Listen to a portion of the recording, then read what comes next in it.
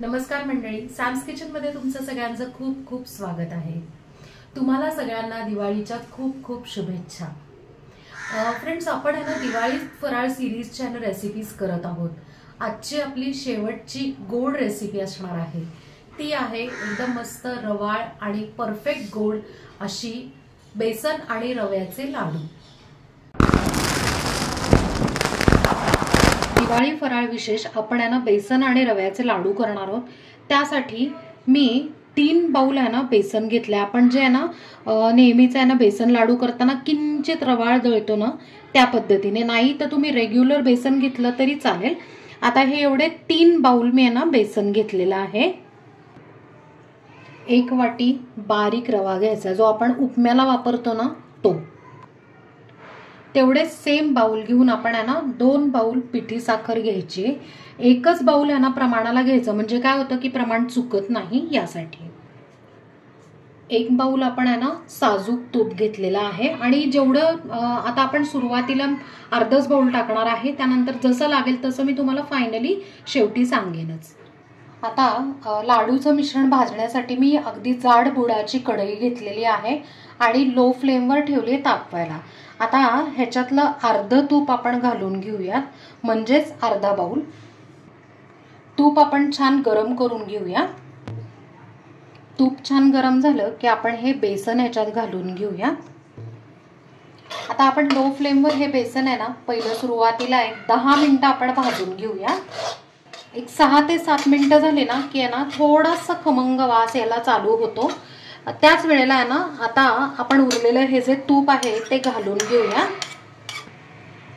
आणि त्यातच आहे ना 1 वाटी किंवा 1 बाउल आपण रवा घेतलेला आहे। आता हे मिश्रण आहे ना जरा चेक करूयात, कारण आपल्याला थोडंसं ओलसर पाहिजे। लागलं तर तुम्ही तूप घालू शकता याच्यात। मिश्रण आहे ना मिक्स करून झालं ना की आपल्याला थोडंसं हे कोरडं वाटतंय, म्हणून आपण आहे ना 2 चमचे ह्याच्यातनं परत अजून तूप घालणार आहोत। म्हणजे सुरुवातीला आपण आहे ना 1 बाउल तर आपलं संपलेला आहेच आहे, पण 2 चमचे घालून आपण एकदा चेक करूया आणि मग तुम्हाला परफेक्ट मी अंदाज सांगते। आता आपण 2 चमचे तूप घालून घेतलं आणि मिक्स केलं। हे बघा, असा ज्या वेळेला गोळा होतो ना, गोळा झाला की समजायचं की ना परफेक्ट तूप आहे। एकूण आपल्याला 1 बाउल आणि त्याच्यावर 2 चमचे साजूक तूप लागलेलं आहे। आता काय करायचंय की रवा सुद्धा कच्चा आहे आणि बेसन सुद्धा पूर्ण कच्चा आहे, सो ह्याला भाजायला वेळ लागतो। लो फ्लेमवर आपण अंदाजे 20 ते 25 मिनिटं आपण सतत ढवळून आहे ना छानपैकी खमंग भाजून घेऊया। बरोबर 25 मिनिटं झालेली आहेत आणि तुम्ही बघू शकता इकडे तूपनं सगळं वरती आलंय।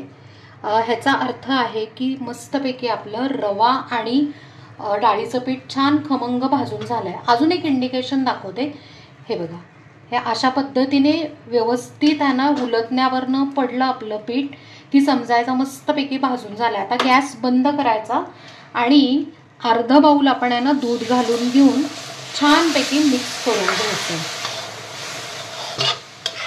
आता दूध घातल्यावर सुद्धा मिक्स करून तसंच ठेवायचं नाहीये, तर 1 मिनिट हलवायचं। कारण का तर आपली जी कढई आहे ती प्रचंड जास्तच कडक गरम आहे यासाठी। आता हे जे पीठ आहे किंवा मग लाडवाचं जे मिश्रण आहे ते लो फ्लेमवर आहे ना छानपैकी आहे ना एवढा वेळ का लागतो भाजायला, तर प्रत्येक जो आपला बेसन किंवा रव्याचा जो कण आहे ना तो छानपैकी भाजला जातो, एकदम मस्त खमंग खुसखुशीत, आणि टाळ्याला अजिबात म्हणजेच टाळूला अजिबात चिटकत नाही यासाठी।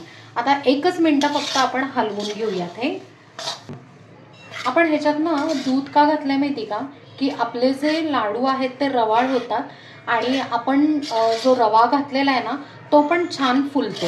आता 1 मिनिट मस्तपैकी हलवून झालेला आहे। कढई आपण खाली काढून ठेवूयात आणि त्याच्यावर झाकण ठेवू 10 ते 15 मिनिटांसाठी। 15 मिनिटं झालेली आहेत आणि मिश्रण आपला अजूनही गरमच आहे, पण मगाशी जो चटका होता ना त्याच्यापेक्षा थोडंसं कमी आहे।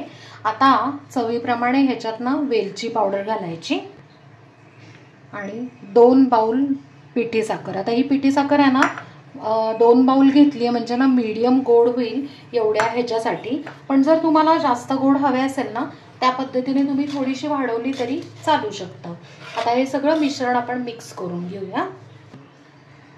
मिश्रण छान मिक्स केलेलं आहे आणि आपलं जे लाडूचं मिश्रण भाजलेलं होतं ते ना गरम होतं, पण आपण आहे ना पिठी साखर टाकल्यावर आहे ना ते थोडंसं कोमट झालं.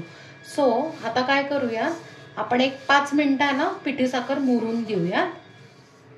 मिश्रण आपलं आहे ना कोमट झालंय. आता काय करायचंय, मिक्सरमध्ये आपण आहे ना थोडं थोडं मिश्रण घेऊन पल्स मोडवर चालू बंद करून आपण एकत्रित करून घेऊया.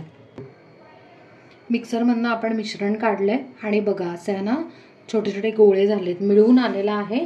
आता आपण लाडू वळायला घेऊया. लाडू वळून तयार आहेत. जर आहे ना तुम्हाला मिश्रण थोडंसं असं ना समजा ना कोरडं वाटलं तर तुम्ही आहे ना 2 चमचे तूप किंवा 2-3 चमचे आहे ना दूध घातलं तरीही चालू शकतं. आता आपण बाकीचे पण आहे ना लाडू वळून घेऊया.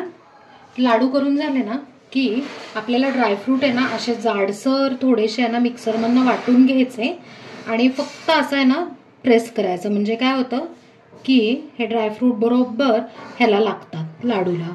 आता मी इथे आहे ना पिस्ता घेतलेला आहे, तुम्ही मिक्स ड्रायफ्रूट सुद्धा घेऊ शकता. बाकीच्या लाडूंना सुद्धा आपण हे लावून घेऊया. फ्रेंड्स, दिवाळी विशेष चविष्ट आणि रवाळ असे बेसन आणि रवा लाडू तयार आहेत आणि आपण ते इथे सर्व करून घेतले. काय मंडळी, कशी वाटली तुम्हाला आजची लाडूची रेसिपी? आहे ना मस्त आणि भरपूर टिप्स दिलेल्या आहेत. पूर्ण व्हिडिओ नक्की बघा. मध्ये मध्ये आहे ना टिप्स मी तुम्हाला सांगत गेलेली आहे. सो अगदी जे नवीन करणारे किंवा पहिल्यांदा करणारे असतील ना त्यांना सुद्धा ही जी रेसिपी आहे ती अगदी सोपी जाईल. ह्याच्या आधी सुद्धा आपण आहे ना फराळाचे भरपूर व्हिडिओज केलेले आहेत, त्याच्या लिंक्स मी डिस्क्रिप्शनमध्ये दिलेल्या आहेत. ह्याच्या व्यतिरिक्त आपण आहे ना फराळाचे जे व्हिडिओज आहेत ते शॉर्ट फॉर्ममध्ये केलेले, म्हणजे यूट्यूब शॉर्ट्समध्ये केलेले, ते सुद्धा नक्की बघा. आणि आपलं इन्स्टाचं पेज सुद्धा आहे सॅम्स किचन, त्याची लिंक सुद्धा मी डिस्क्रिप्शनमध्ये देते. सो हे सगळं नक्की चेक करा, आपले पदार्थ करून बघा आणि मला कमेंटमध्ये सांगा. आपल्या चॅनलला सबस्क्राईब करा, लाईक करा, शेअर करा आणि कमेंट करा आणि बेल आयकन नक्की प्रेस करा नवीन व्हिडिओच्या नोटिफिकेशनसाठी. हॅपी दिवाळी.